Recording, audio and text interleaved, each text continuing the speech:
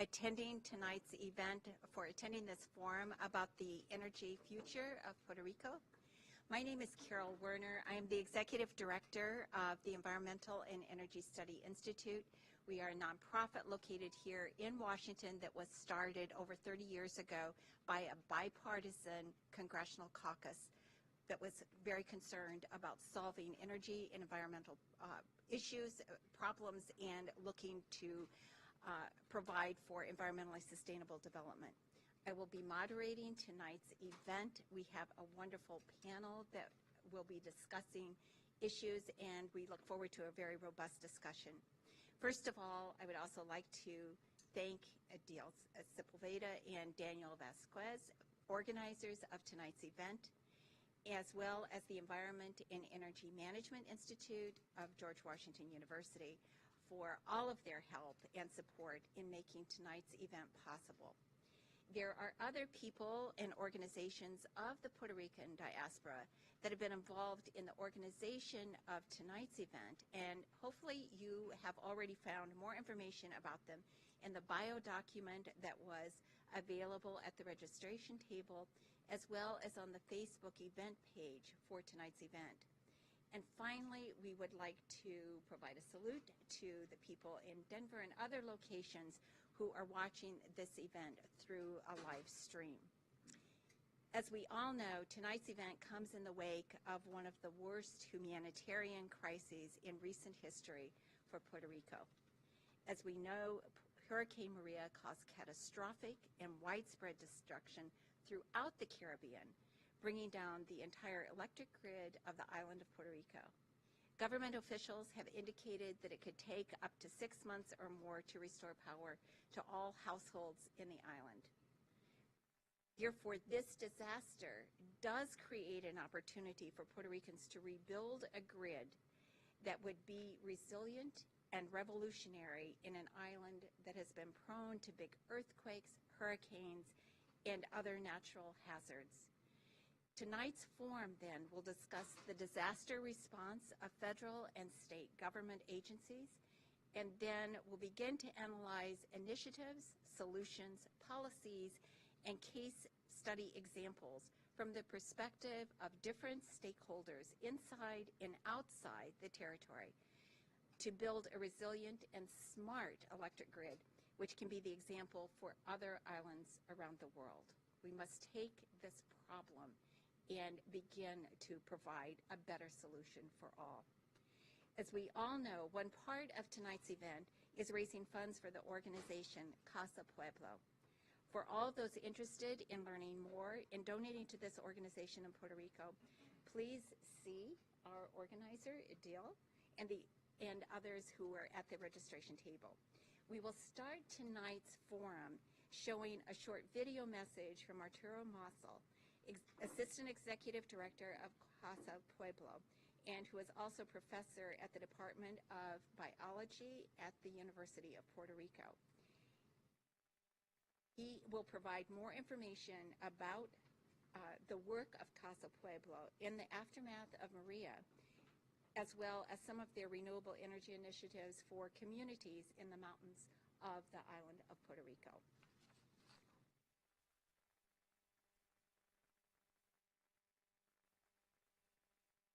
I am Arturo Masol from Casa Pueblo, a community-based organization that has been dealing with forest conservation, natural resource conservation for 37 years.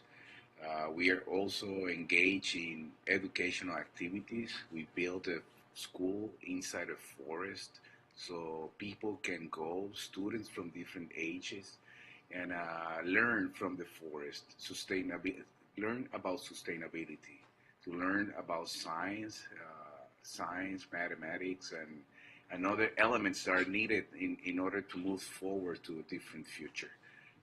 We're also engaging in educational activities in the arts, a school of music in which more than 100 students from, again, different ages will go to Casa Pueblo to learn about different instruments, how to play them, music, and to perform at some point for the community.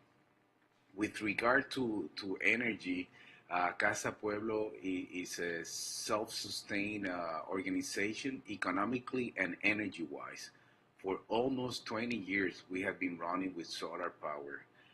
When it was really a new technology coming out, people were very skeptical. The prices were really high, and yet we thought it was what ought to be done to change our reality, and we have been pushing for major changes in what in how Puerto Rico is being run energy-wise. It is frustrating when we see what is coming from the top to the bottom, when we see the initiative from the government, private sector, PREPA, the Puerto Rico Power Authority, that actually channels most of those activities, and we are in a very complicated situation. An outdated energy system, very sensitive, unstable, vulnerable, and we have a great depth. And if we can tell our sons and daughters that we are in a great depth because we have a great energy system, that will be something good, something to be proud of. But we are in a very difficult in bankruptcy for an energy system that is failing to provide Puerto Rico a great service. And that is a shame because there is a track record of corruption, misusing funding for initiatives that there's not a proven well-being for the people, but for private contractors in many instances. So we need to change that. And it is also kind of difficult to understand, but people in Puerto Rico, they sort of lack hope on what PREPA can do for our island. There's a general frustration, a sense that for many communities that after Hurricane Maria, power will never be restored because they don't trust. Or perhaps it will be restored at some point, but there's no hope in people. There's no expectation for many, which is an indicator of a really deep problem. Not only on the administrative point of view, but on the people that need to be served. So Casa Pueblo, with regard to energy, we have been running with solar power, as I told you, for almost 20 years. We run our house, our radio station. We have a really upgraded system from last year. We can produce up to 13 kilowatts hour. We have storage capacity. The whole system was okay before, during, and after Hurricane Maria. So far, we have been an energy oasis for the people that goes to Adjuntas, which is the only place that have regular power, let's say. Some houses might have power generators, but regular energy supply, Casa Pueblo is the only one so far that I know in Adjuntas, my hometown, that have power. And people will go there to connect their phones, their equipment, to recharge them, even for therapy, to connect their respiratory equipment. And you might see, if you go to Casa Puebla at some point, someone in one corner getting therapy because there's power and it's not noisy, you don't have emissions, and it's a good thing. But we need to engage in changing that energy agenda from the bottom up. We don't have control. We don't have the political power from the top to the bottom. Many of the decisions are being imposed, and that's what we see. So we need to change that reality, and the way we can do it is from the bottom up. So we're going to push for a transition, not a transition, a switch to clean energy sources, and we have plenty of sun. So we're gonna promote 50 with sun. We think we can be at this stage, we can run the country 50% with solar power. Let's say we can help houses at the point of consumption to produce their own energy and build hybrid systems in which if the central generation collapses, like after Maria and after Irma, the previous hurricane, and after a lightning event, and after multiple things, the energy system is collapsing. We need to have more resilient families and communities, and we can achieve that in part if people can generate part of their consumption at their houses to run basic equipment like refrigerators and equipment, lighting for security and for welfare. And I think we can do that from the bottom up, help communities to reach a different energy state. The grid, when we think about the grid that is going to be rebuilt after Hurricane Maria, rebuilt for what? For one-way direction from central generation to consumers? We need to change that as well. Because a lot of limitations have been stated by the PREPA that people cannot use it because it was not designed and it has technical limitations. Well, this is a time to deal with those technical limitations because we need the grid. We need to build microgrids, and we need to have the grid going both directions, not a one direction thing like right now.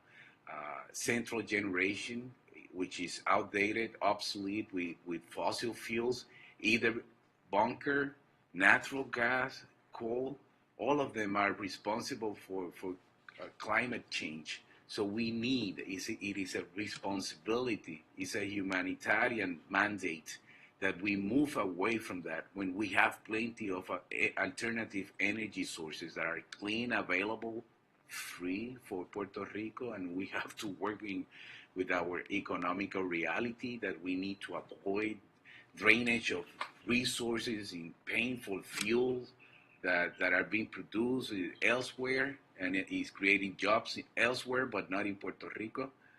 We need to change that situation.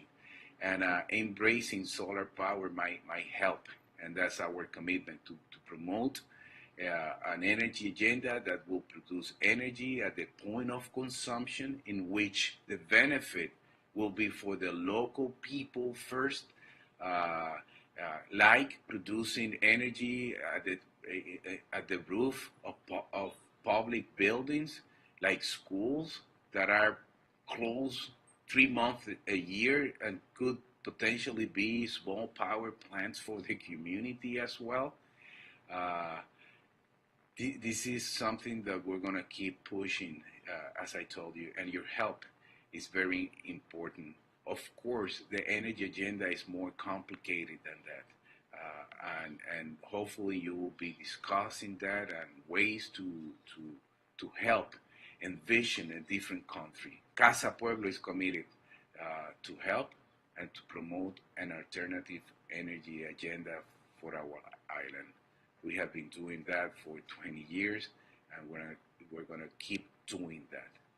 So far, after Hurricane Maria, we have distributed up to more than 6,000 solar lamps to help quality of life for the elderly, for the children, for the family, and it is an educational tool.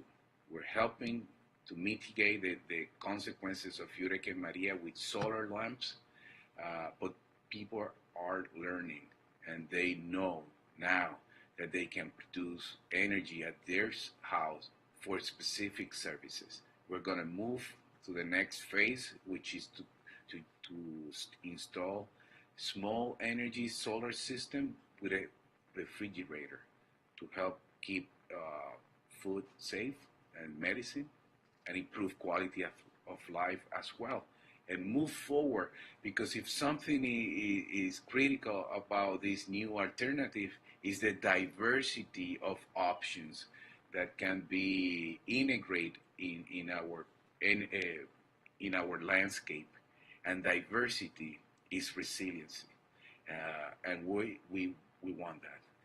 Thank you again, and hopefully you will have the chance to come to Puerto Rico at some point. I want to invite you to visit Casa Pueblo. I'm grateful to the people who are organizing this. They were in Casa Pueblo a few weeks ago, and then they said they were going to do this, and it is amazing that it is being done. And we need to perform. We need to do it. Again, we have a lot of people who are in a critical situation, and we need to change this reality, not only to deal with Maria, but for future disasters. We're in the Caribbean. Hurricanes will come back at some point. So thank you again, and my regards to everyone. Have a good night. I want to thank you for the opportunity to share what we have been doing and for gathering.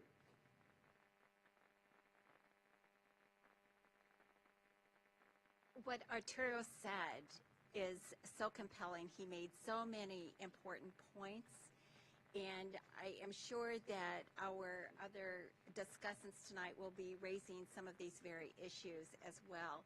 But I hope that we all feel the same sort of commitment that certainly Arturo is putting into this, and that I think we should all feel a huge obligation to help him be successful, to further his whole vision about how to move forward in terms of solving this enormous problem in Puerto Rico. So for our first presenter tonight, I want to turn to Miguel Roman, who is a research physical scientist in the Terrestrial Information Systems Laboratory at NASA's Goddard Space Flight Center.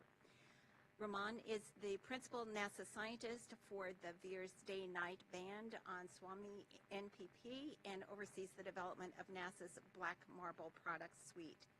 At the agency level, Dr. Roman serves as part of NASA's Disasters Response Program, where he works directly with technical and program staff from 6 NASA centers, as well as JPL, the Jet Propulsion Laboratory. The program targets a wide spectrum of disasters and is tasked with representing the agency during national and international emergencies, where NASA satellite data and products can be used to improve situational awareness and inform decision-making. And I think NASA's work and how it has advanced has been so profoundly important in terms of improving our knowledge and our response efforts. Miguel? If you wait 2 more weeks, we'll print out 10,000 copies from time for you. Sorry you're late. All right, so thank you, everybody. This is a great initiative. I'm very honored to be here with all the diaspora of Puerto Rico. And what I want to do today is I want to talk about, I would like to imagine like as if we had a guest from outside, from another planet, who hasn't heard about Puerto Rico and Maria. And we're going to go through a little tour of what happened prior to Maria, after Maria, and all the way to today. And what I'm going to do is I'm going to show what has been done on the part of NASA, as well as a lot of federal agencies and partners that we work with through the National Science and Technology Board and its Subcommittee on Disaster Reduction. And what we're going to show you is a lot of the data that resulted from these activities. This is just a little background on our program at NASA and the way it's structured. NASA is not an operational disaster response organization. We're a science-enabling agency. We do have operational members here present, like NOAA. We have folks who actually have to spend nights, and they get paid overtime to do that. And we work with these team members, and we try to answer research questions when sometimes we hit a wall. And we do tier mobilizations. What does that mean? We get CNN reports about an impending disaster like a California wildfire. We look at the information, and then we look at end users who are seeking out for support. And we work with different international bodies that are trying to exploit all these observations from space for the benefit of humanity. And these include some of these, like the CEOS, the Committee of Observation Satellites, the Group on Earth Observations, and most importantly, the International Charter on Space and Major Disasters. This is a very important body because it allows all countries to get access to free and openly accessible products in periods of need. So suddenly, you get digital globe data for free. You get radar sat data from Canada for free. You get Cosmos Skynet data for free over specific area where there's response needed. And so we go through different tiers, and our agency decides to make commitments both in terms of personnel and financial by contributing different types of infrastructure. That could be airborne measurements. We're scheduling airborne measurements after Irma over the Everglades to examine the ecological impacts following Irma. So we do a lot of different things, but we can't just do enough. We don't save lives. If I were to want to save lives, I would join the Army Corps or other people, other agencies that really are on the ground, boots on the ground doing that. Our work is to provide the data and the tools needed to make their work easier, and to develop technology that would break away the difficulties associated with disasters. So I didn't talk to the talking points, and I promise this will be the last bullet point that you'll see, bullet slide that you'll see today. So what happened during Maria? Well, we had a significant amount of both hurricane-based winds. Oh, sorry, I'm just going to do this from here. Let's see, do I have to click that? An important factor in, and this is supposed to be an animation, but doesn't work, it doesn't matter. An important factor when looking at hydrometeorological disasters related to water, wind, is that you have to track precipitation. You have to track very fundamental parameters that impact vulnerability. The first thing you need to know is where the water is going to go.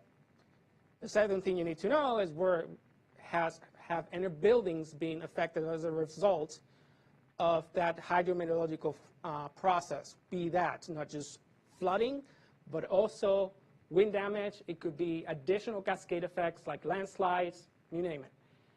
And so one of the things that NASA has done is to develop an observatory that measures not just where the clouds are, as I was showing in the first slide. You can see the eye going through Macau, but you can also see precipitation, the actual rainfall rate. And this is supposed to be running through Maria, and you can see all the precipitation rate, and you can see the legend on this side, but we'll post this online and you'll see the animation, so sorry for the glitch.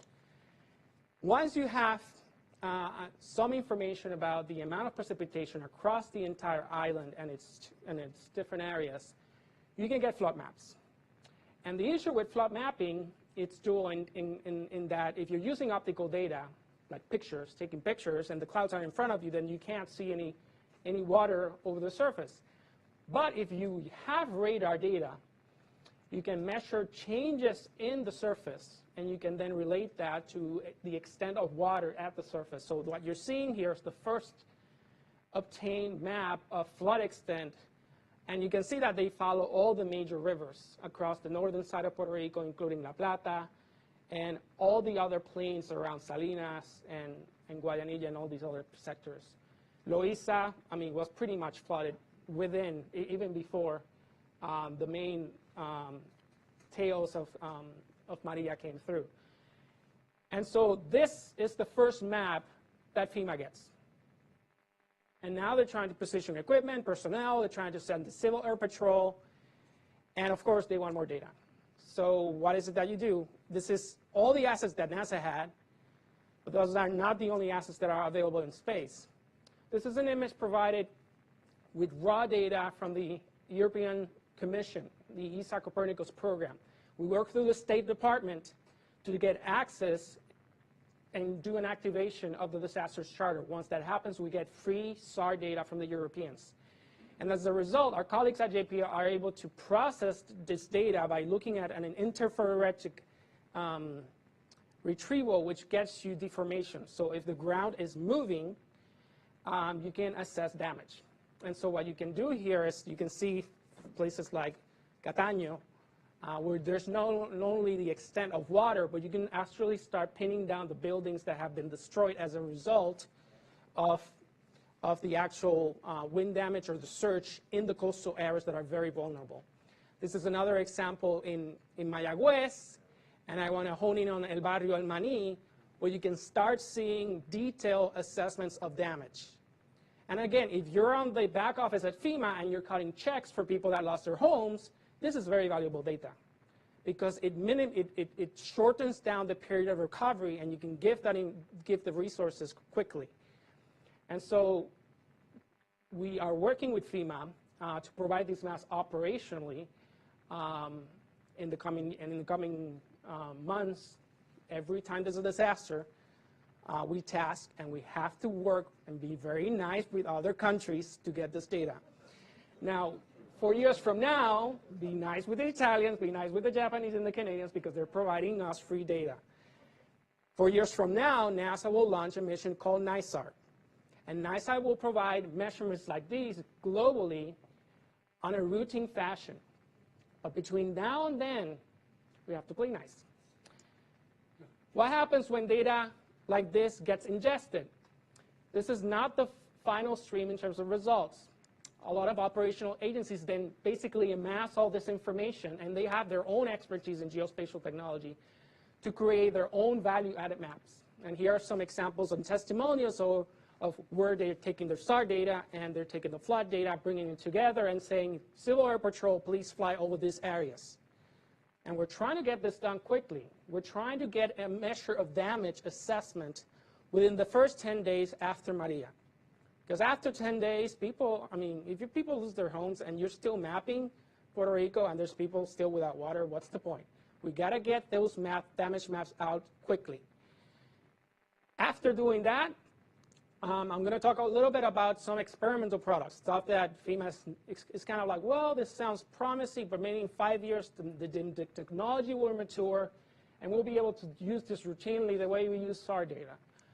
And one of those technologies is night vision technology using VIIRS. This is an instrument on board the Sumi MPP satellite. If you want to wake up tomorrow morning on Saturday, we'll be launching JPSS-1 out of Vandenberg Air Force Base. Hopefully there won't be any wind shear this time. And this satellite was launched in 2011, it provides a whole slew of measurements. And one of the measurements that are provided that are quite new and innovative is the ability to measure night lights at the nighttime part of the orbit.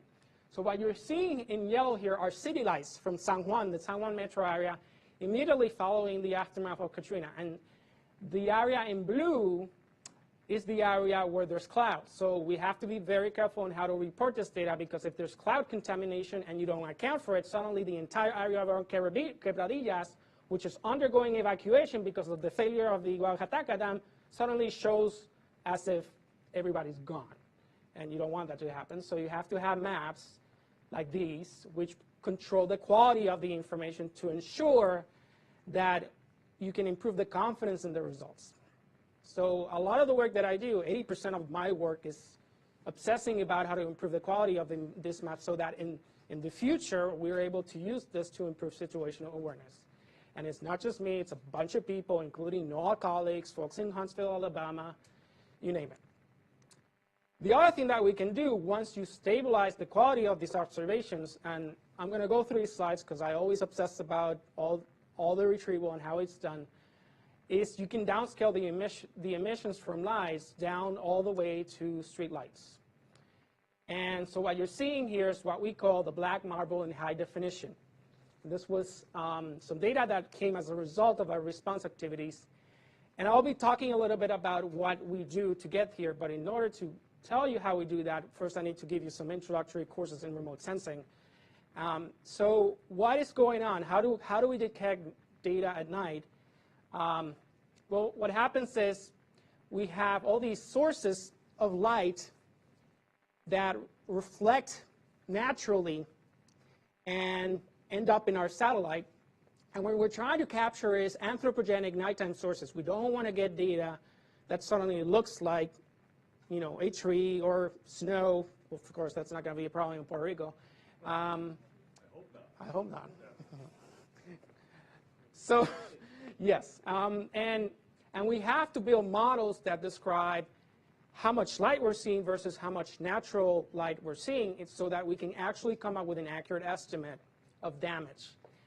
Another thing that we have to account for is vegetation, because it turns out there are these things known as trees that get in the way of you looking at streetlights. I know. So this is a place that Dr. Carlos de Castillo is really a place that you may know really well. This is La Parguera, before and after. And one thing that really impacted me about this image is that now I can see the cars, and I can see 10 times more houses than before, which means that now I have a nighttime record that may actually be positively biased, because now I'm going to see more light because now there's no trees to occlude the lights. And so we have to be models of geometric remotes and, you know, geometric radiated transfer and canopy optics to account for these effects. When you do all that, and you validate your measurements, meaning that you take a huge flashlight, you go into the middle of the Pitayas farmland in Cabo Rojo, you put it on a 30 square meter tarp, and you shine the actual satellite, blip, and it goes day 1, day 2, blip, and day 3, and you establish the absolute accuracy of your measurements, and you're doing this together with NGOs and universities locally in Puerto Rico, then you can use this data. So you can do that. You can measure the individual light. Remember, we could see a flashlight, so we can see street lights. This is for the whole metro area, and I'm putting San Pablo Hospital and the Puerto Rican, La Carretera Vieja, PR1, all the way to Caguas. Caguas is completely gone. This is immediately after Maria. This is not how it looks like right now. And that's pretty much all the results that we have. I'll put in some links on the latest data. So what's the takeaway here? There's a ton of data that the federal agencies are collecting. And my message is pretty much follow what Dr. Massol was saying, which is like, we have a challenge.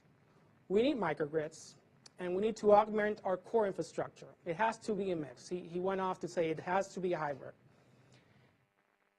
But the issue is not just about energy. There is a confluence of climate change, urbanization, and energy agendas. No barrio in Puerto Rico right now is safe, is sustainable, and is resilient. That's what we need to work at right now, those 3 factors. We need to work also at the appropriate scales at which vulnerability is taking place. We have 2 of our leaders, very charismatic leaders, Mayor Cruz and Governor Rosselló. Governor Rosselló is working at the national level, working with the federal agencies. We're working at this level. Mayor Cruz is working at the individual to community level. And we have to have leaders that, when Massol is talking about the gap between the bottom and top, we need to have leaders like Casa de Pueblo who are at the middle and are willing to integrate across these different philosophies of managing a disaster. That's just, and to do that, our job, and by I mean NASA, our only job is to provide you with the data and the tools that you're going to need in order to be able to address those science questions at that community scale. That's what we can do. And this is not just an issue about Puerto Rico. This is our commitment as a country, as a nation, to a set of sustainable development goals to make our communities safe, resilient, and sustainable. And that's it. That's my talk. Thank you so much.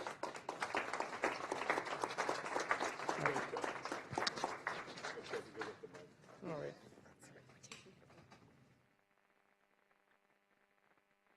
Thank you so much. And that was fascinating in terms of looking at those images, and also frightening.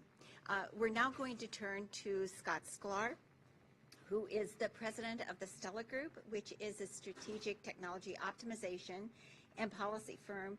And Scott is also an adjunct professor here at George Washington University, where he teaches 2 quite unique interdisciplinary sustainable energy courses, and Scott is also an affiliated professor with Katie in International Graduate Sustainability University in Costa Rica. Scott chairs the steering committee of the Sustainable Energy Coalition. In 2014, he was awarded the prestigious Charles Greeley Abbott Award by the American Solar Energy Society, and also in 2014, he received the Green Patriot Award from George Mason University in Virginia. Scott serves as the vice chair of the U.S. Department of Commerce Renewable Energy and Energy Efficiency Advisory Committee. Scott? Thank you. Wear this. Okay. I'll just hold up like this. And I got my button. Unbelievable. Well, first, on behalf of George Washington University, thank you for being here. I am the energy lead for the Environmental Energy Management Institute, your host tonight, and we do a lot of work all over the world. My company, I blend all these clean technologies together. So I'm not tied to a manufacturer, component supplier. And I'm called into a lot of international disasters. Katrina, I've been to Puerto Rico since the hurricane, and I thought Katrina was horrible, and it was. This is horrible by 2. So you know that. I'm not telling you anything you don't know. But I want to sort of lay the energy, sustainable energy side for you. That's my business, and that's what I teach. So last year, 2016, was the first year in history that more than half of all all electricity on this planet, of new electricity brought on in 2016, came from renewable energy. That is a landmark, all right? So I just want you to understand, in the United States during that year, we brought in 22 gigawatts of renewable energy, or 22 nuclear power plants worth of electricity in renewables. So this is a very interesting time to be alive. Now, I'm showing you a picture of 2013 when a tree fell in Ohio and knocked out 8 states and parts of Canada from 3 days to 3 weeks, causing about $65 billion of lost economic activity. We, of course, blame the Canadians, who didn't know what was going on, but in fact it was human error. A tree limb fell in Ohio, and the system operators of the plant that it happened at, the generation plant, did the wrong thing, and the whole system went down. And it was really the first time in the United States of America we thought about resiliency. Like, duh, this could happen. And by the way, it can still happen, but we've done some things to try to deal with that I'm not going to get into today yet.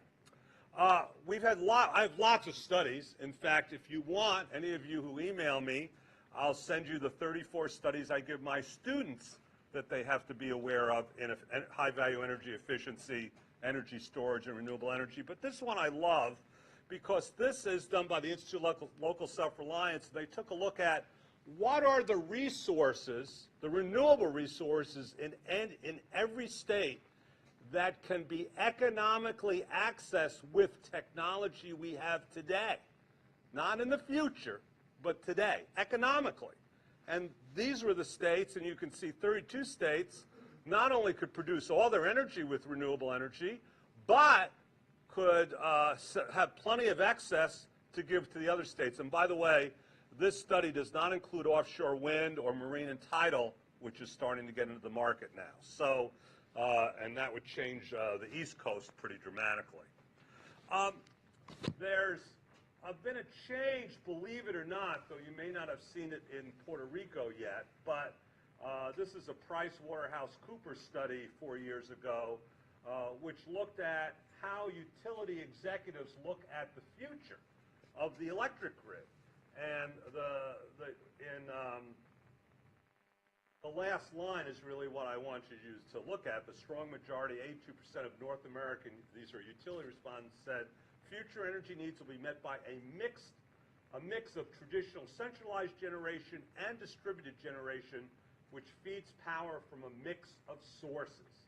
So even the utility industry itself, which is not known to be cutting edge, is starting to move like, hey, there's some options out there. This is also from some years ago, and this is in the Wall Street Journal, no less, which says that, hey, that's for in 7 years, commercial industrial sites have more than quadrupled producing their own energy in the United States from 10,000 to 40,000. Of course, this is part of my business, and I'm here to tell you that in the last 3 years, it's doubled again to over 80,000. So the private sector is beginning to produce its own energy, primarily, by the way, from renewables and energy storage. And I want to remind you, this is a McKinsey chart. I take other people's charts legally, and this is McKinsey. But we are in, this renewable energy stuff, frankly, is part of a whole range of disruptive technologies. This is what I call the third wave. And we started, frankly, with cellular, and I want you to think about that. In 1970, the head of our largest and only phone company said cellular was a whim. Who would spend 15 times more for a unit of service in a country that has 99.9% quality service? I'm here to tell you all of you would, and did, in fact. And because we could get other assets from it. We can get safety, convenience, data, entertainment. And we have not only a wired grid that is a generational difference, we have a wireless grid that is a self-healing grid. When cell towers go down, they retriangulate. And I power them with renewable energy. And I run my renewable systems all over the world tied to them so I can see diagnostically what's going on. And of course, the stuff on the right, the mobile internet, the Internet of Things, cloud technology, all of that is also another self-healing grid.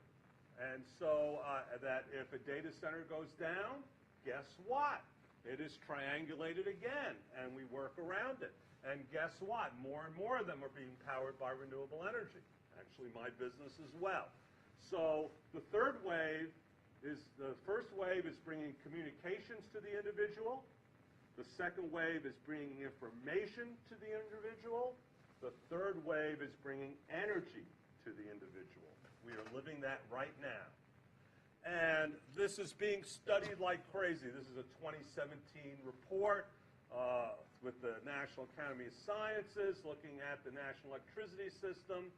And I wanted to talk to you about grids. They're all interdependent. We're looking at the electric grid here in Puerto Rico. We're going to talk about that in a second. But, you know, we have electric power lines. We have natural gas and oil pipelines. We have smartphone lines like FIOS, cellular towers, repeaters. We have cable. We have water, sewage, and sewage pipelines. We have railway, roadway, riverways, ports and airports, communication lighting. And we have data centers and internets. And they are all related to each other. In Katrina, my first job was to use on-site renewable power systems to power the water lines, because if you got the wires up, you couldn't start up the thermal power plants because they needed water, as an example. If you didn't get the sewer system working, the first responders couldn't respond because they were getting sewer backups at the police, fire, and ambulance stations. You can't work out of places with sewage backup. So this is all interrelated, and I want you to think about it. And there are lots of studies on microgrid. And we're going to talk about microgrids in a second, but the microgrid market is booming globally. I've done over 80 of them now around the world. I have Alison Archambault somewhere all the way back there, did the first microgrid through her Spark at Haiti. You guys should talk to her. But the fact is, we're going to see more and more microgrids, and they're bringing down the cost of microgrids so it's accessible to everyone.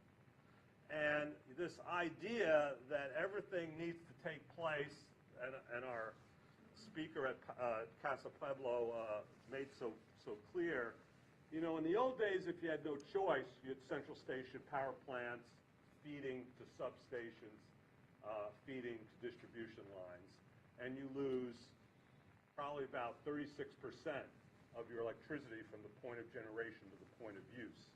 And we don't have to do all of that all the time anymore. So what the technology, because of these disruptive technologies, what's going on is we now have the capability with sensors and controls and software to have a host And I want you to get out of this solar thing. Now, and I ran the Solar Industry Association for 15 years. I love solar. That's not the point. It is the elegance is to blend, to optimize all your renewable energy resources and your end-use information so you can maximize energy efficiency, because it's always less expensive to save energy than generate it from any source, in a seamless system.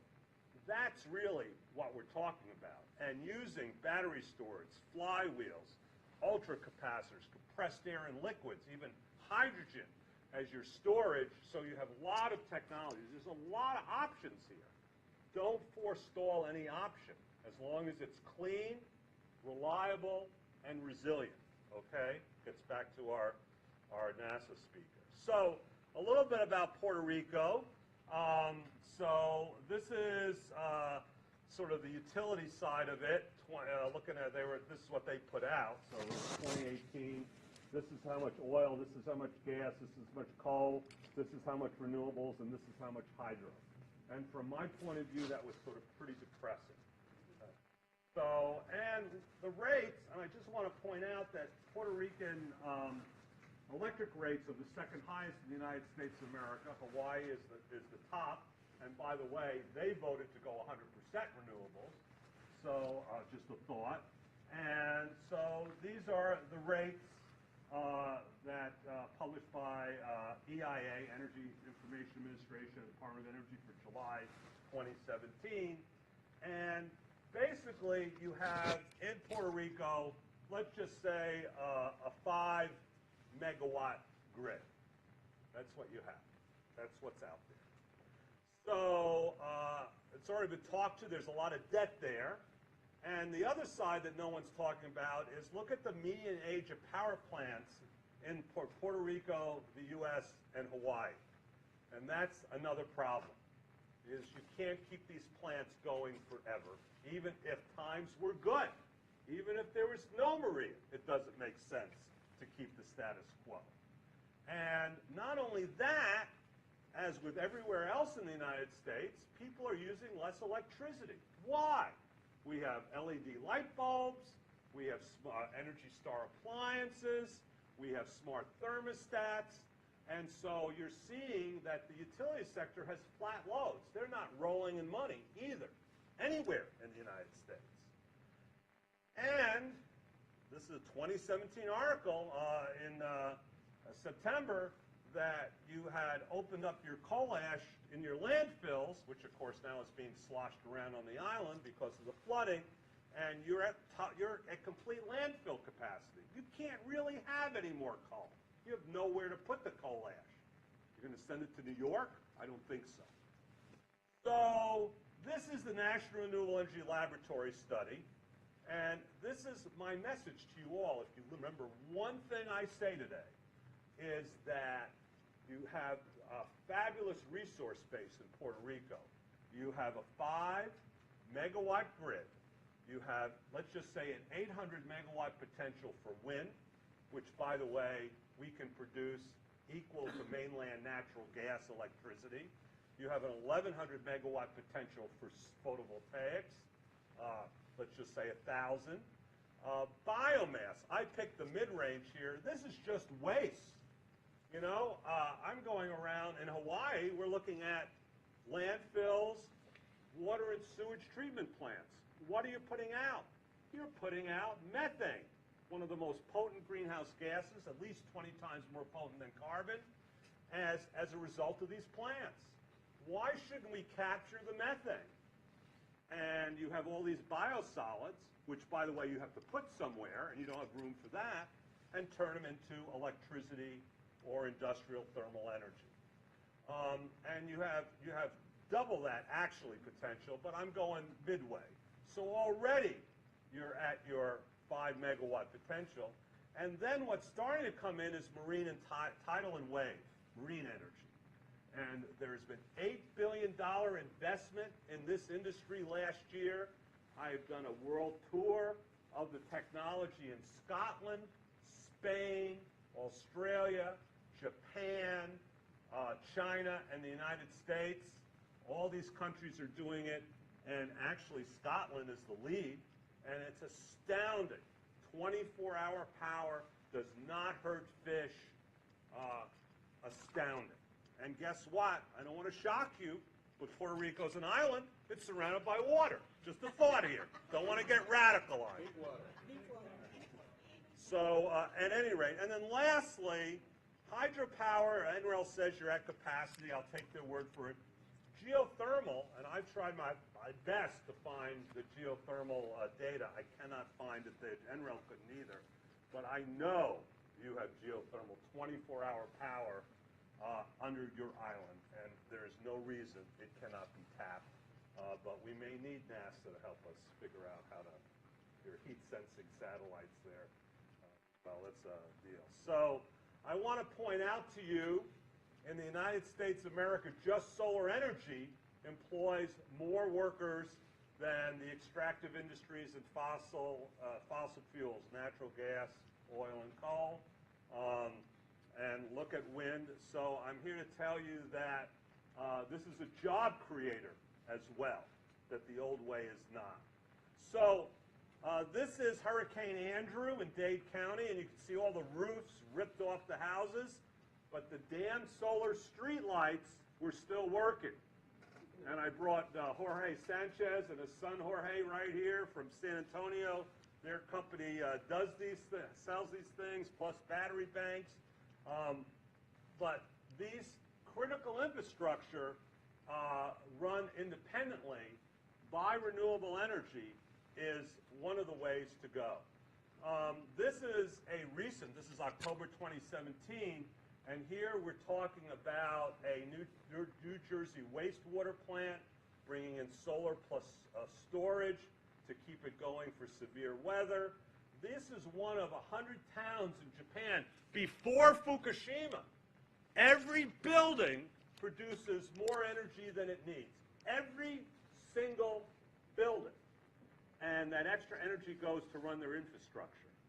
I have two buildings 7 minutes from here, two-story buildings in Arlington, my home and my office building, totally off the grid, cost-effectively with a blend of technology. I have done 127 buildings around the world, not dinky ones like I have in Arlington, 8 to 25 stories, off the grid, totally with renewable energy. The technology is here. It's just the drive, the will, and to set the rules to do it. So I'm going to flip.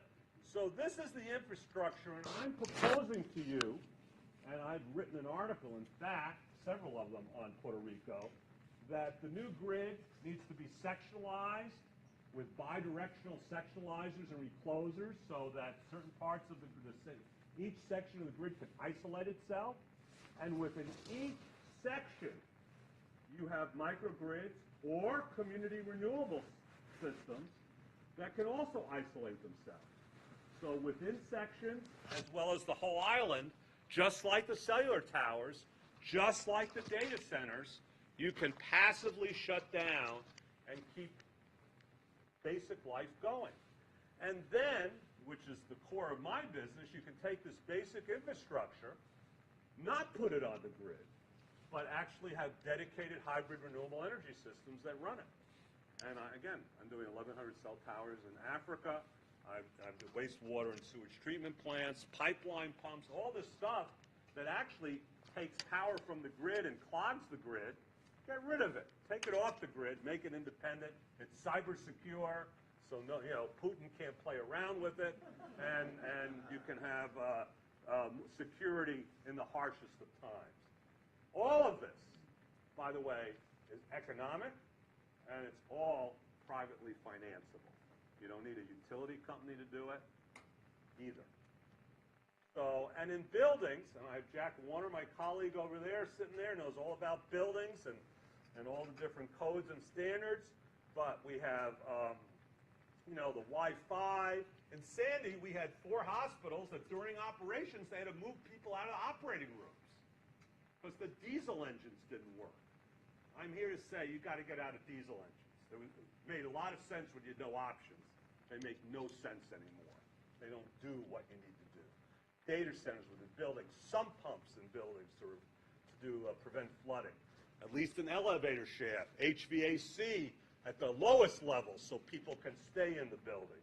And then at your strip malls, so you have some ATM machines and refrigeration and outpatient care, some gasoline pumps so people can get gasoline in bad times. And unlike New Orleans, where we had people going to the arena, to the only place to stay, power up your local schools. So you have convergence points for first responders or places that people can go if they're displaced. And when the times are good, most of the energy is they don't have to pay for. It's already there. And they use the utilities sort of for the extra stuff. We have lots of financial tools. And I spent some time with some of your folks here who have been in the Puerto Rican government to talk about that. We have a lot of tools. In the private sector, we have leasing, power purchase agreements, shared savings, long-term amortized loans. In the developing world, just pay as you go. And on property assessed valuation, we have lots of different tactics, and we have lots of different players in the foundations and corporate community who would securitize risk, which is what we're going to need to do. And we have tons of new technology. In fact, I'm having this brought to GW. This will be installed in the next month or two. This is Johnson Controls, U.S. largest battery manufacturer in the world. The first battery bank that you can snap out the batteries. You don't need an electrician to change out batteries. You send, I could send the grad student or the janitor. You know, it doesn't matter. We have cell towers now that come with solar, wind, and batteries that we can deploy. Street lights I showed you. There are tons of battery banks. This is AES, actually out of Arlington, one of the multi-billion-dollar companies. This is a 31.5 megawatt battery bank. This is on Hawaii. This is Tesla's battery bank, 13 megawatts with solar. This is a 30 megawatt battery bank in Illinois. So this is a system, World Water and Solar Power out of New Jersey. We put these in Waverly, Mississippi when the water surge washed out Waverly's municipal water pumps. We brought this on a trailer. It's still working there. These are containerized units that run communication systems, and droppable and deployable units, and there are several manufacturers. And emanating from NASA and getting to the private sector, actually a friend of Allison's and mine here, is there are several companies now using supercomputers, oceanographers, meteorologists, that can pinpoint renewable energy anywhere on the planet, latitude and longitude. Wind at the hub height, where you need to put how high the wind turbine needs to go, or where the best solar, or looking at rooftops and overlaying on Google Earth so you can understand. So now I don't have to travel. I can look at rooftops and see what's on the roof, overlay seasonal and daytime data, and see where the best place to put the panels, either on the roof or on the ground. Doesn't matter. We have the capability to do that. It wasn't around even 7 years ago. So I want to remind you of something. I worked in the Senate for 9 years, and I became good friends with Senator John Glenn, senator from Ohio, first astronaut. I remember in the 70s when I was working up there, I did a solar bill, and went on the floor, and I'm walking off the floor, and I walked by the senator. Now, I was younger there. I had hair on my head like all of you, and I sort of had a little swelled head, and I look at the senator, and I go, I can't believe a senator from a coal state voted for my solar bill. And I walk past him, and he sort of turns me around and says, do you know why I voted for your solar bill? And he said, when I was an astronaut, and I was in space, and I was in an area of the size of a big refrigerator, and back then we were more like monkeys than the modern astronauts, he said, I got a chance to look out in space. And now I do believe there's life on other planets, but they don't look anything like us. And then I looked at this.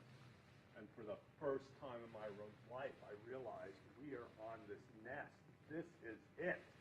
There is really no place to go. And I said I came back a changed man. So yeah, I come from a coal state, but I will vote for your solar stuff every single time, which you did. So I want to remind us, we are all on this planet together, and we have really stressed this planet out. And many of you who are my age, the world had 2.5 billion people when I was young, and now we're at over 7.4 billion people.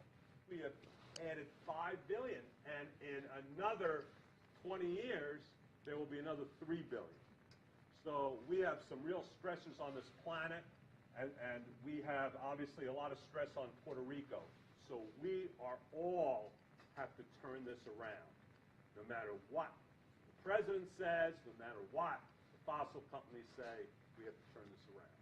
I know we can. We have the technology, we actually have the money, and we have a lot of people that want to help us. So I'm hoping that the brain power here and the will here, we can help drive the agenda of where it needs to go. Thank you very much.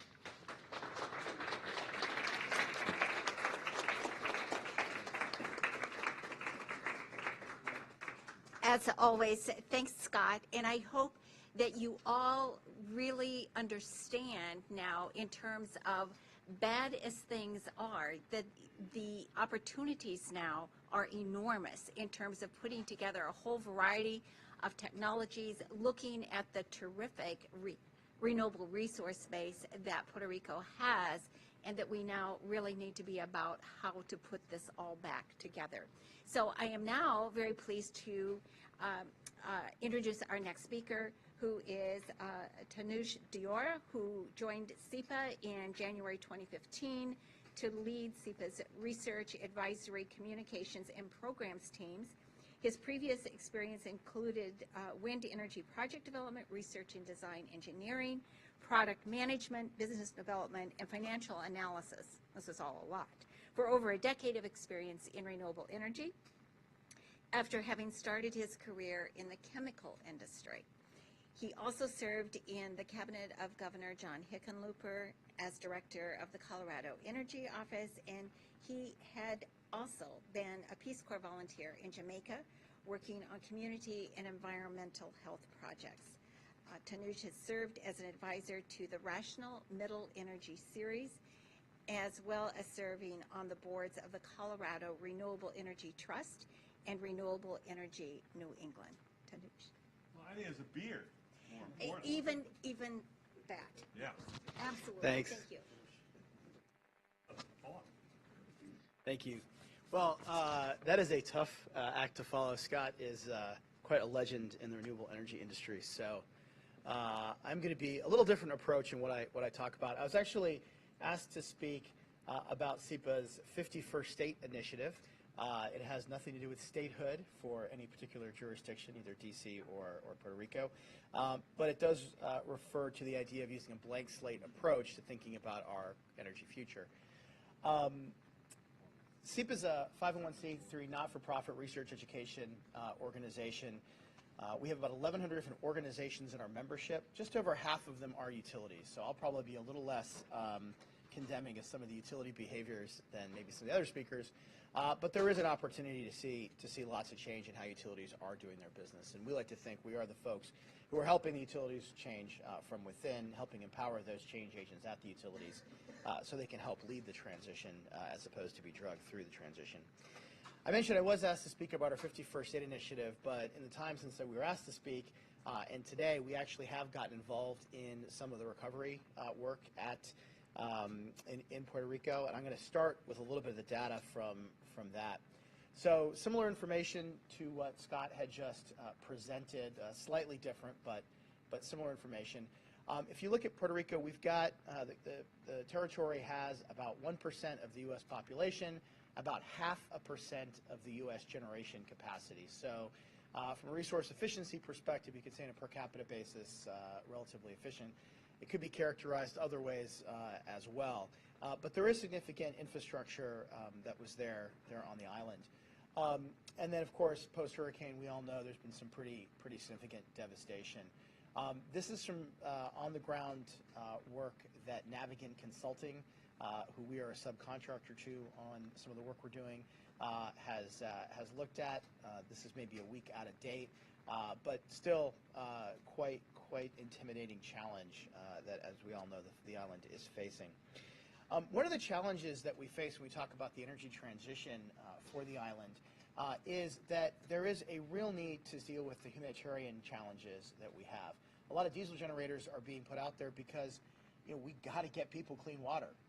We have to get people access to the telecoms infrastructure and the hospitals running and the like.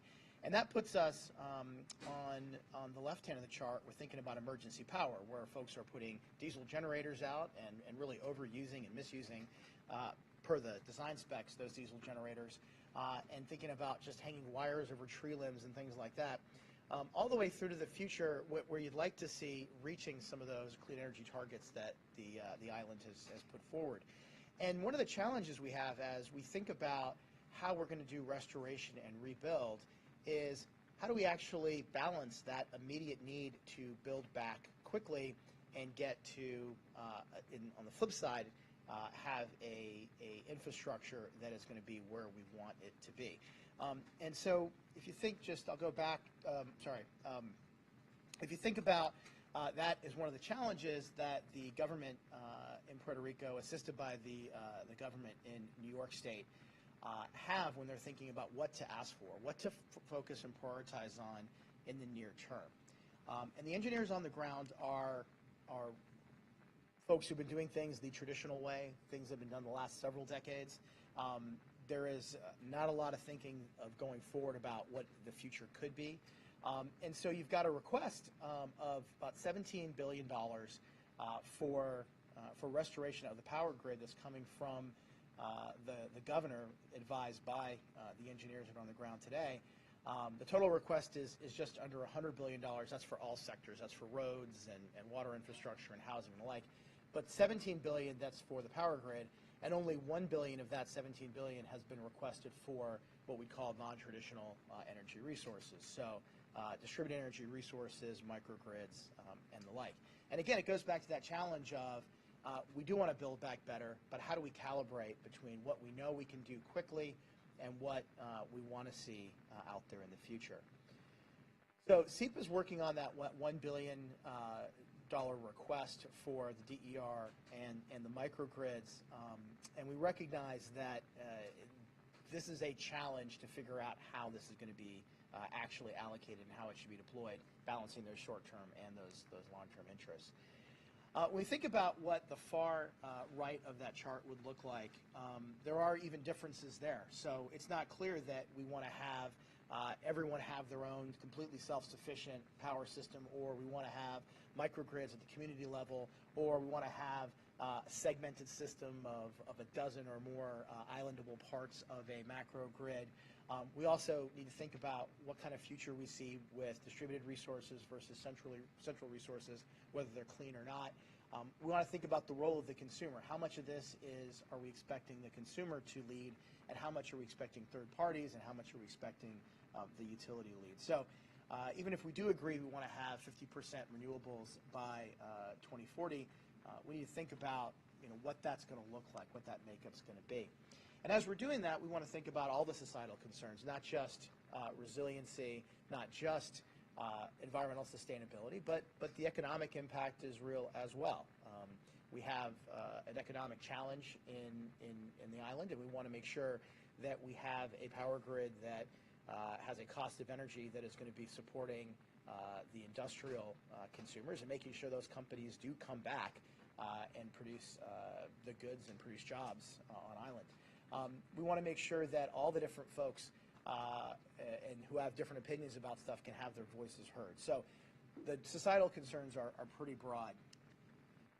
And we think about the future of the electric power sector. There has been some talk of privatization of PREPA, and no opinion on whether that's the right answer or not. That's way more complicated than I have the information, or I don't have any constituency in Puerto Rico. So I don't have a perspective on that. But if we do decide, or if the people of Puerto Rico do decide that the right answer is to privatize PREPA, there's going to be a lot of challenges in thinking about what is the role of the utility and how the utility is going to be compensated, what the business model is going to be for the utility. So lots of challenges there. And then finally, there's just this fundamental consumer challenge, the societal challenge we have, in which oftentimes utilities look at the central design system as being the source of value, and distributed resources just being a challenge and being a threat to the stability of that central grid.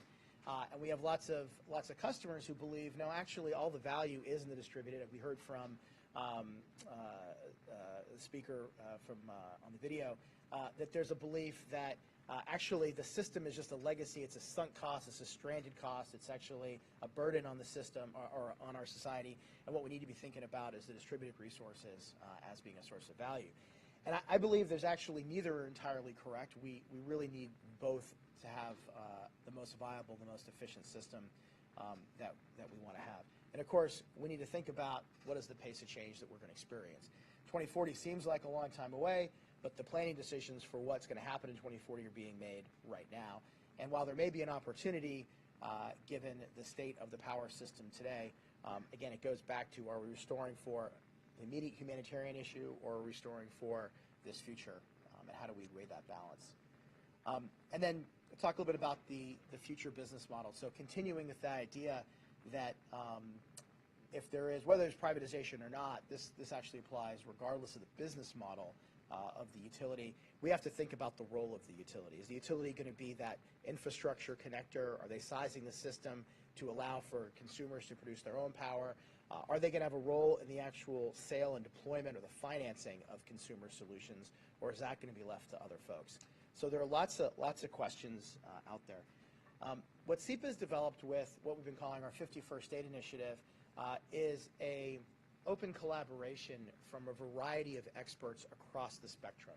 So we've got utilities that are thinking in a very traditional mindset, renewable energy companies that are thinking very aggressively. We've got academics, we've got environmental NGOs, folks like the Rocky Mountain Institute and Energy Innovation, thinking about how can we come together and come develop a toolkit for folks thinking about how to navigate all these challenges that we're faced with. And we split up our initiative into three bits.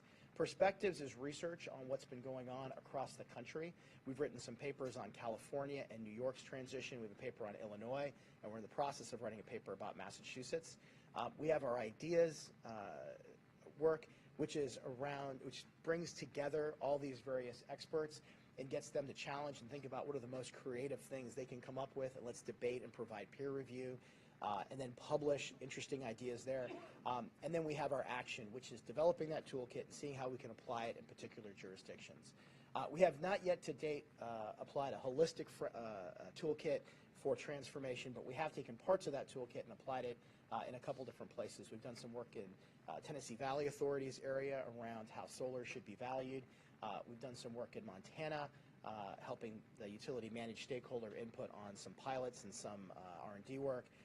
And then we've recently done some work in the small town of Glasgow, Kentucky, to help them think about rates and how they want to restructure their rates to encourage the behaviors to manage the impact consumers have on the system, so that everyone can have a more affordable and a more environmentally sustainable energy system. So far, our toolkit consists of a couple different frameworks we've developed, but the key really is not just the toolkit, but it is who is at the table. And so right now, I think it's been mentioned, most of our energy decisions are made from the top. They're made by the utilities and our senior elected officials who may or may not have the expertise necessary to challenge or question the utilities. But we also need to bring in other folks as well, and I think it's really great to hear about the bottom-up perspective and the middle perspectives as well. And so the toolkit we're looking to develop and are in the process of developing really is looking to see how can we get all those voices in and rebalance and reconfigure how we think about energy, considering all the changes we have in technology, the changes in our policy outcomes and the societal issues, as well as the changing customer expectation set. So the latest work we have is we just published 13 expert crowdsourced white papers on this question of what is the future role of the utility. The role of the utility had been historically defined based on the concept of the natural monopoly, which is an economic concept, which basically says it makes more sense in certain industries based on the cost structure for one organization to provide the service as opposed to having competition. think about it having poles and wires installed. It makes sense for one company to have that infrastructure developed. And so coming with that franchise to be that monopoly that provides that service, there are questions about, well, what do we expect in exchange? And that is the foundation of what's known as the regulatory compact. And so we can put on that utility or on that monopoly a set of expectations. One is that we'll provide access to all power, or access to for all consumers to the electricity. The utility cannot pick and choose who they provide power to. They have to provide power for all. But we also have other things that are less clearly defined, like there's an expectation the utility is providing some level of insurance. Here in all the states, the utility has a role in hedging the cost or hedging the risks from commodity price fluctuations. The utility has a role in hedging risks.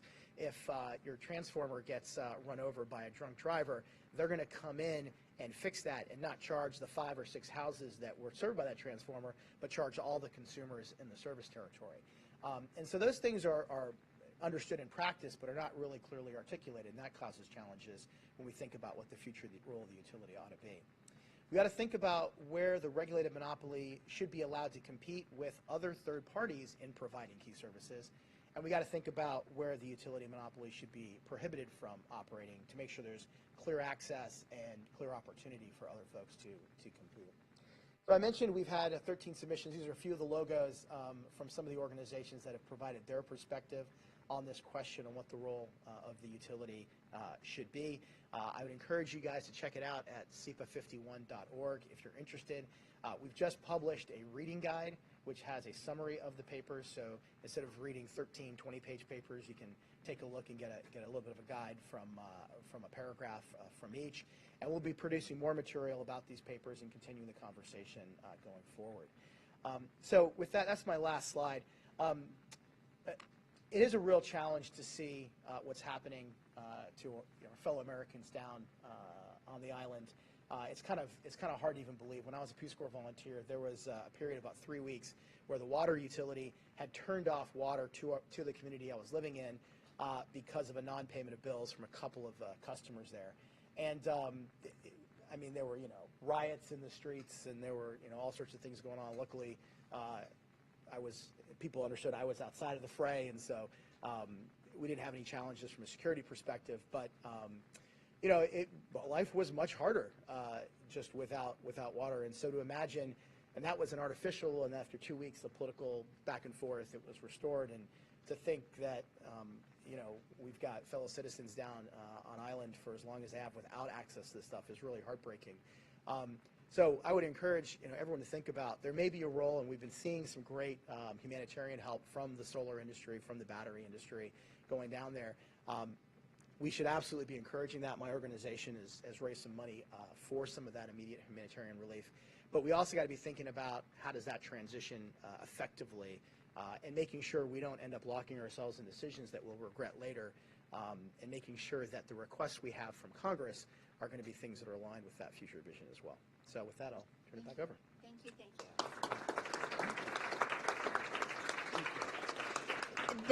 That was terrific, and such also an important reminder in terms of thinking about the enormous humanitarian challenges. I mean, because it's almost incomprehensible to think what so many people have been dealing with now for so long, and at the same time to know that we need to be on a parallel path in terms of thinking about what this really means for the future and what that infrastructure will look like in terms of providing better services for the longer term. So I now would like to turn quickly to Michael Panfil, who is a senior attorney and director of federal energy policy for EDF's Clean Energy Program, where his work includes working in regulatory efforts at the federal, state, and local levels across the country to design more environmentally friendly, economic, and efficient electric systems. He also has been working on efforts to reduce emissions throughout the U.S. by advocating deployment of smarter technology, improved design standards, as well as sustainable practices, all of which are important things that need to be integrated. He has been focusing on issues before federal agencies, including a number of very major orders before the Federal Energy Regulatory Commission.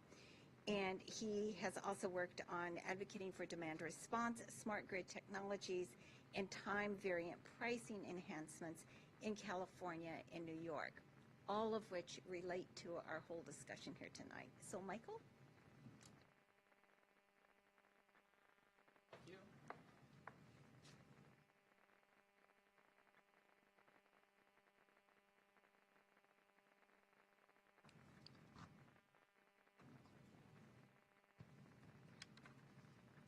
Ready? I'm just going to try to hold this. Can everybody hear me? Yeah, excellent. Okay. Sorry, my voice is going a little bit, but I'm going to try to speak up as much as possible. But if you're in the back, just wave your hand if you can't hear me. Perfect. So we've been talking a lot about distributed generation and microgrids. Fun fact, Denmark leads the world in the most distributed generation in the world, with over 50%. Anybody know what the second one is? It's Cuba. Yeah, the slide was a big hint.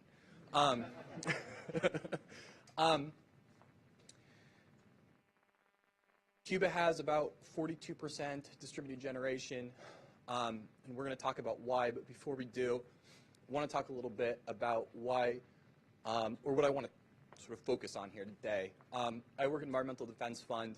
We have these 4 separate programs. Our oceans team has been working in Cuba for over a decade. And over the past several years, they've been looking at ways that they might be able to apply their experience, work, and knowledge there in other ways. A few years ago, we talked about ways that the climate energy team, the one I sit on, and the oceans team might work together. And one of the questions was, are there places along the electric grid where we might be able to share experiences or knowledge? And this turned into a lengthy report that we published about 3 weeks ago on Cuba's electric grid.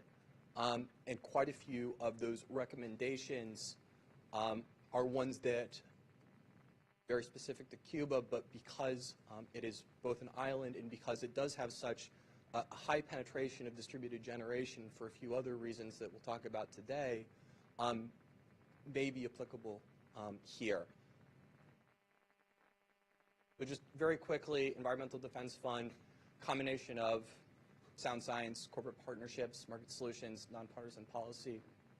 The goal, simply put, is similar to the goal that I've heard repeated earlier today. We want to figure out solutions that are enduring, solutions that are based on fact, upon evidence, ones that are sustainable, and ones that are affordable. I'm going to talk a little bit about Cuba's electric grid, and we start with the generation mix. As you'll see there, it's dominated by fuel oil, about 80%, with only 4% renewable energy. The 80% fuel oil that you see comes mostly in the form of 9 power plants, natural gas, 3 natural gas plants. They added a third a few years ago. The 30 to 40% domestic is supplemented by almost half, which mostly comes from Venezuela through a barter agreement. As I mentioned to begin this conversation, it has about 42% distributed generation, which is second in the world. That number is difficult to square with that resource mix. The reason why is because much of that distributed generation is fuel oil. It's really dirty. It's really high in pollutants that damage the air quality, increase health concerns throughout the country, but also leads to failure rates that are much higher than you would experience if you weren't using really, really dirty fuel sources. Another picture of the distributed generation. So certainly with that distributed generation, you get both positives and negatives. The reason why Cuba has so much distributed generation, though, I think is interesting and relevant here. They had a centralized system for many years. In the mid-2000s, it was hit by a number of hurricanes. The response was to build that distributed generation system. Of the municipalities in Cuba, all except for about 50 have some form of DG. But again, it is that very, very dirty fuel mix. Yeah, so sorry, and I should hold this a little bit closer too. Distributed generation, what I mean by that is in contrast with centralized generation. So when you think of a normal electric grid, you start with a large centralized power plant, right? Imagine the thing with smokestacks, right? Or my preference, the large solar panels or wind turbines, which then runs along large transmission lines, which is at a really, really high voltage. It's then ramped down substations and sent through distribution lines at a lower voltage, where it's then consumed at homes and businesses, right? Transmission lines and distribution lines, those are the ones that are most vulnerable, right? I'm pretty sure it's 0.0007% of all outages are related to the generation itself, which means the 99.9997% are related to those transmission and distribution failures. In other words, it's the thing that transports the electricity. So distributed generation is generation that lies on the distribution line, lies very close, that's either co-located with the consumption or very close to it. So rooftop solar is distributed generation. A microgrid, right, is a cluster of distributed generation. 30 diesel, generally backup. Generators are also distributed generation, just a form of generation. It's very dirty.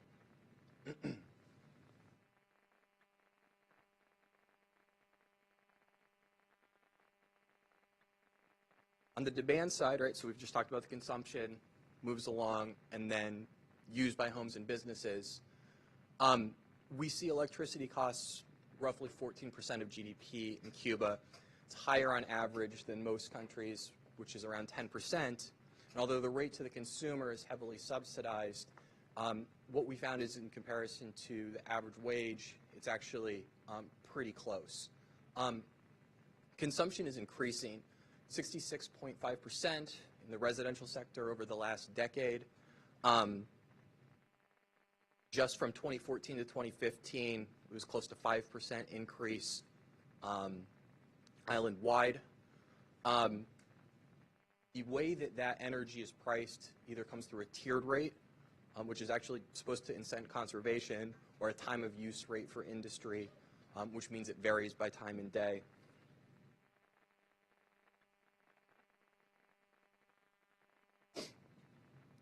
So that's where Cuba's electric grid stands today.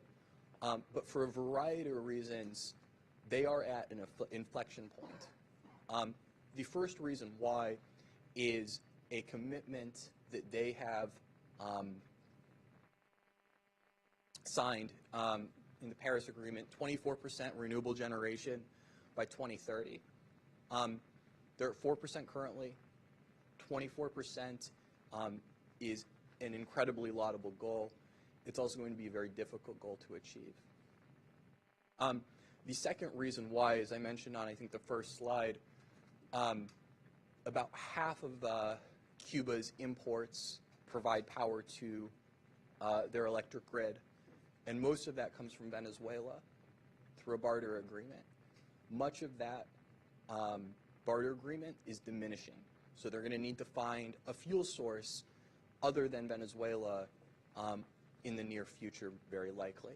And the third reason they're at an inflection point is because they're one of the few countries where you're seeing demand, where you're seeing the consumption of energy increase at a really, really quick rate. And so they're going to need to increase capacity, and they're going to need to increase the ability to serve that demand pretty quickly. I want to mention here one particular success story around energy efficiency. Cuba was similarly at an inflection point about 10 or 15 years ago, where they had a previous barter agreement in place, again, for fuel oil. That barter agreement was terminated. They were looking for a new one, and they needed to reduce their demand or increase their supply another way, and they use energy efficiency as one of the key tools there. They reduced consumption by around 3 to 4% annually through energy efficiency. This is simply appliance retrofits. More efficient appliances, and that saw a 3 to 4% reduction. That was accomplished in 6 months. That's incredibly quick, but that shows that that can be done.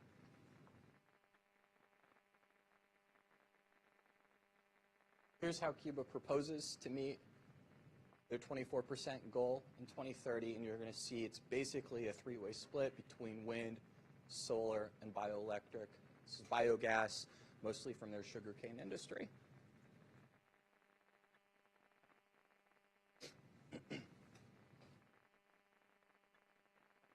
So on the basis of this study, we came to a few recommendations, and I've taken a few here. The full list is available in the study. I've got the link to that at the end.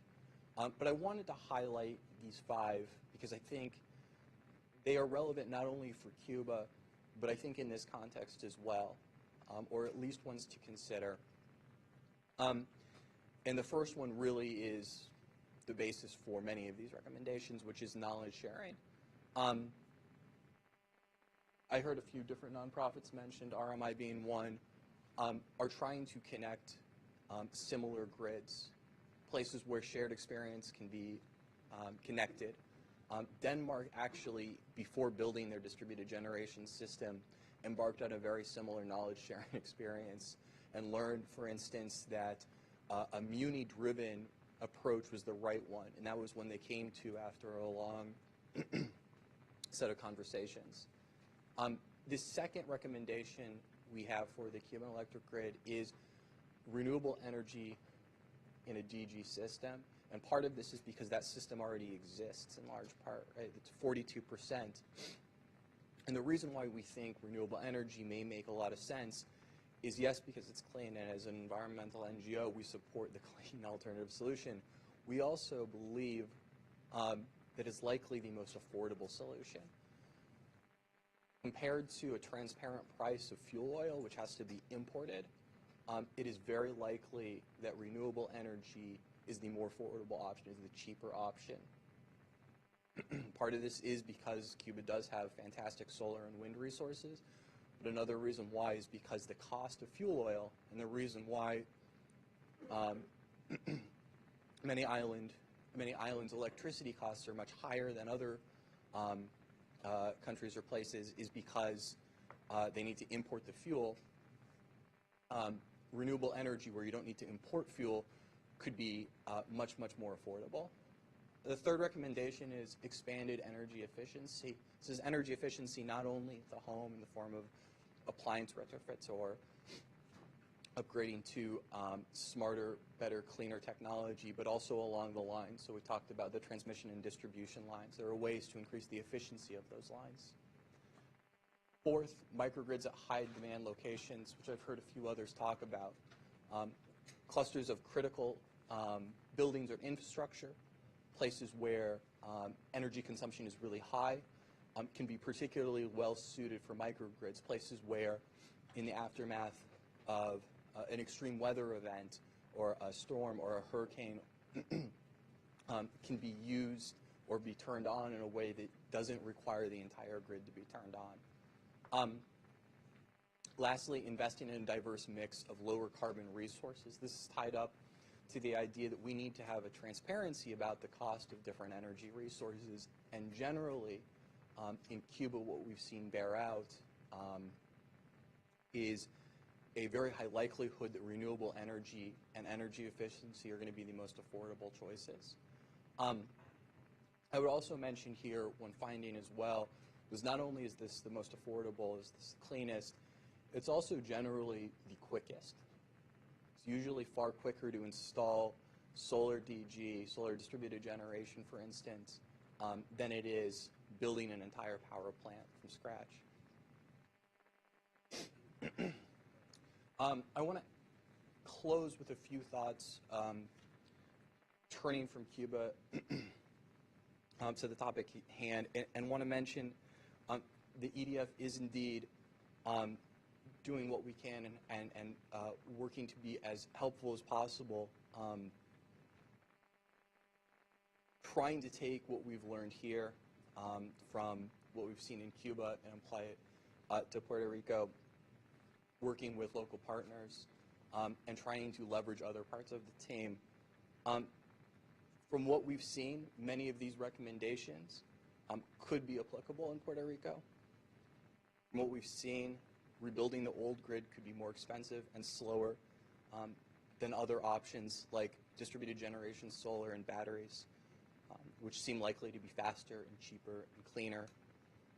And so what we're doing is exploring and talking with others and seeing whether or not and how there can be places for us to help support folks on the ground, be that through analysis of various options and cost, working with our engineering team to understand distributed generation and how it would apply in this particular context, and working with corporate partners and alternative financing to make sure that we're getting and finding pathways for capital to those who need or could use it the most.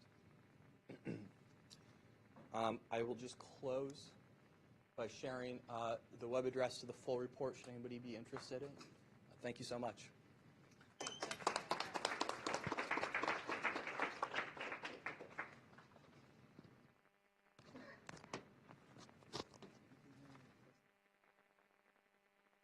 So I now am very, very glad that we are going to be hearing from the person who happens to be our last speaker before we open it up for your questions and comments. And I think that it rounds out our presentations in a very, very important and helpful way. And our final speaker is Ramon Luis Nieves, who is a former state senator for the District of San Juan, Puerto Rico. He also had been a former vice president of a financial institution, has been an attorney for about 2 decades. But during his tenure in the Senate of Puerto Rico, he served as chairman of the Committee on Energy, as well as the Committee on Banking, Insurance, and Telecommunications. While in the Senate, he championed energy reform, which resulted in the creation of the Energy Commission, or the local Public Utilities Commission, and that also created new mandates for PREPA and the energy sector overall. He sponsored legislation which reformed and or eliminated energy subsidies, including legislative mandates to prohibit political intervention in PREPA that involved, for example, procurement, employees, fundraising, etc. And he also has sponsored legislation to facilitate net metering and to authorize microgrids and community shared solar. So he has really worked very diligently in the whole forward-looking policy energy sector, and so I am very much looking forward to hearing his remarks as we look at how best to move forward to address this major, major catastrophe, and now the need to put solutions in place. Ramon? How do I do this? Will this here? Yeah, you can. Okay. Yeah, and then just.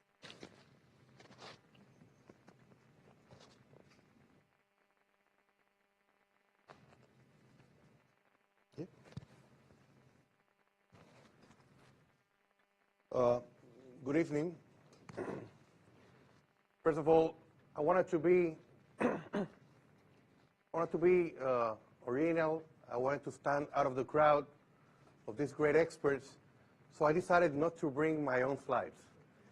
And obviously, after 60 days, where I have not been able to return to my law office because I don't have power in my law offices, I have a great excuse for not bringing the slides. So we'll just enjoy the polar bear Uh, we don't have birds in Coupé, but it's a great bird. Uh, first of all, thank you, Adil, Daniel, thank you, everybody that put this event together, and I wanted to really, I'm really grateful as a Puerto Rican, and there are a lot of people from the diaspora here. I'm very grateful that we are here on a Friday evening discussing energy. And I have to tell you that after several years of working in the Senate of Puerto Rico, working with the issue of energy and energy reform, I am more than convinced that solving the energy situation of Puerto Rico is key for the next decades and for the actual recovery of our economy, of our society. It could be maybe kind of irresponsible to try to find one silver bullet to try to solve all of Puerto Rico's economic and social problems. But if there was a silver bullet, energy will be it.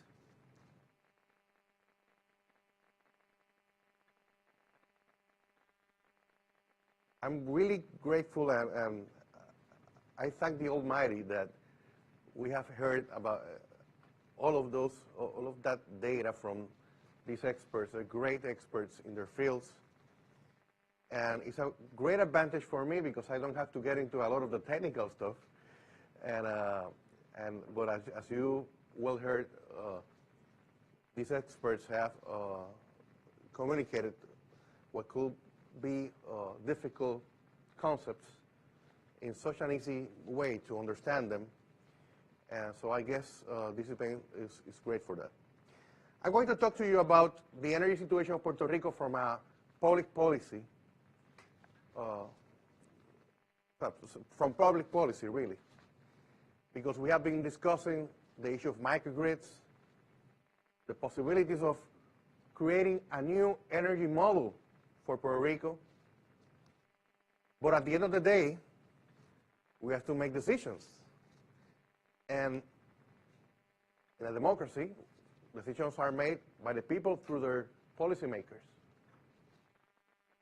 And so we have to talk about PREPA a little bit. We have to talk about Congress. We have to talk about Puerto Rico's future. First of all, everybody knows in this room that Hurricane Maria, hurricane Category 5 storm, devastated the island. There are people right now, 60 days after Maria, who lack electricity and water in their homes. 140,000 residents of Puerto Rico have fled to Florida, just to Florida. Nobody knows the actual, or at least I don't know, the actual figures of people who are leaving Puerto Rico for New York, D.C., Texas.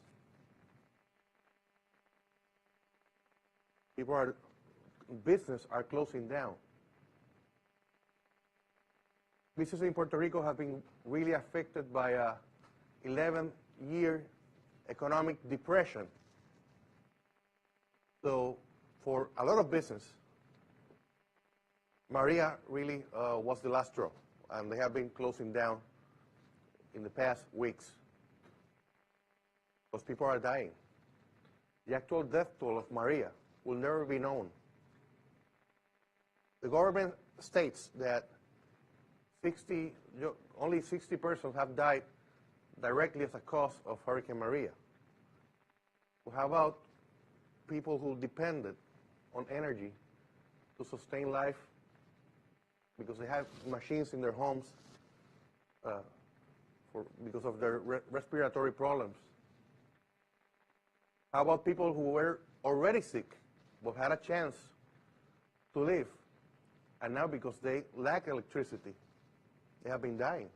Some may say, well, that guy was already sick. Yeah, but he could have lived longer if he had electricity. I submit to you that Hurricane Maria devastated Puerto Rico. But Hurricane Prepa is killing people, it's killing our economy, and it's forcing thousands of Puerto Ricans to leave Puerto Rico. I had to take 3 planes to come over here to Washington, D.C. This is my second time in D.C. in the past few weeks. I had to come here, I had to go to the Dominican Republic. I felt like Tom Hanks in the terminal. You remember the terminal? I was Tom Hanks. I was talking with people for several hours there, stranded. I had to go to Miami and then to Baltimore. When I arrived to Baltimore, very tired, they told me, yeah, but we left your luggage at Miami, so that happened to me. Because people are leaving the island by the thousands, and the airports are so full. But at the end of the day, energy equals life. And what has happened from a public policy side, all of the great ideas that we have to decentralize our energy system, to integrate microgrids, to create community shared solar systems, especially for our poor neighborhoods. I have a dream that one day I'll be walking the streets of San Juan, of a barrio, in the G8, the poor neighborhoods of San Juan. And now, if you walk, as I did many times as Senator of San Juan, sometimes I was walking, either campaigning or just visiting, and I saw two poor houses, and in between those 2 houses, there was a space. Maybe it's a vacant space or something. I always said, someday I want that space to be occupied by a solar system. That we can get a community shared solar system going on for people to lower their energy costs. It can be done. But all of these ideas face some challenges, and I hope that after we have heard from all of these great experts, I would like to provide some of those challenges that we have, not to be pessimistic, but to know who our enemies. What are the challenges of decentralizing our energy system and create a new energy and economic reality for Puerto Rico? So let's talk about PREPA for a little bit, shall we? As most of you know, PREPA was created in the 1940s as a public corporation with a legal monopoly over energy. PREPA controlled the 4 elements of the energy system: generation, transmission, distribution, and customer service. I have to tell you, in 40 years, in just 40 years, PREPA did an excellent thing, an excellent achievement. It completely electrified the island of Puerto Rico in 40 years. To me, that's an amazing achievement from PREPA for a poor country as Puerto Rico has always been. It was an amazing achievement. But what happened during that process?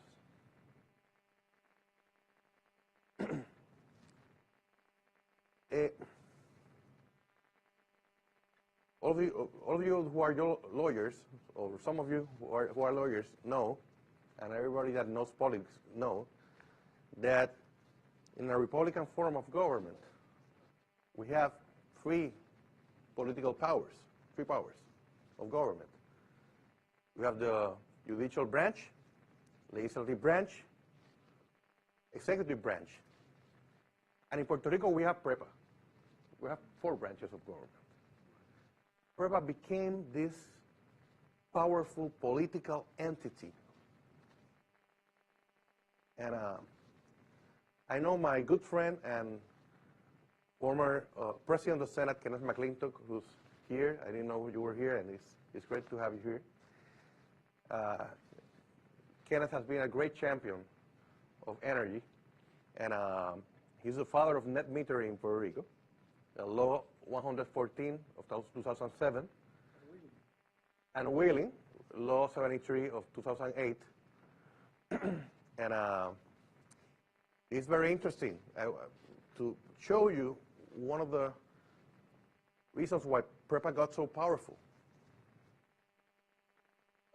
Senator McClintock told me one day, when I passed the net metering law, somebody from PREPA told me, okay, you passed the net metering law. We won't implement it. We don't care. In 2008, the private sector, specifically the manufacturing sector, was asking for PREPA to regulate wheeling. We'll have created a great advantage for industry in Puerto Rico, for manufacture, to lower their energy costs. Under that law, Law 73, PREPA had to regulate wheeling by 2010. 2017, Puerto Rico has no wheeling regulation. PREPA started working on the regulations, but then they just stopped. They didn't care.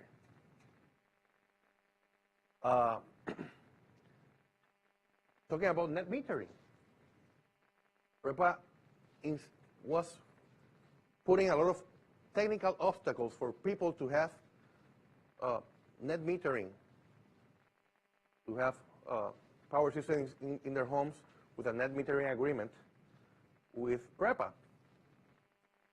In 2014, we found out from several energy companies that work in Puerto Rico that the slowest state to interconnect your system with a utility, Maryland, interconnected your system in 75 days. Puerto Rico is 250 days. That's the average. So we have a utility that embraced oil. They love oil. They oppose renewables. Plus, they have two additional problems that are very important for our discussion. When our economy started, when the depression started in our economy in 2006, PREPA did as the rest of the government of Puerto Rico did. They borrowed. Started borrowing like madmen. Just in 2010, PREPA did, and the government of Puerto Rico at that time did, 8 bond issues for the total amount of more than $4 billion in 1 year. They did an additional bond issue in 2012 of $650 million. And then in 2013, PREPA did a bond issue of $673 million. So by 2014, PREPA became insolvent. Before that 2013 bond issue, the Senate of Puerto Rico, then presided by our good friend Eduardo Batia, who's a great champion of energy reform, decided to hold a hearing to call the PREPA guys. So PREPA tried to, so they explained or something, why were they trying to borrow $673 million. And after the hearing, we concluded that PREPA was lying to us and was lying to the market.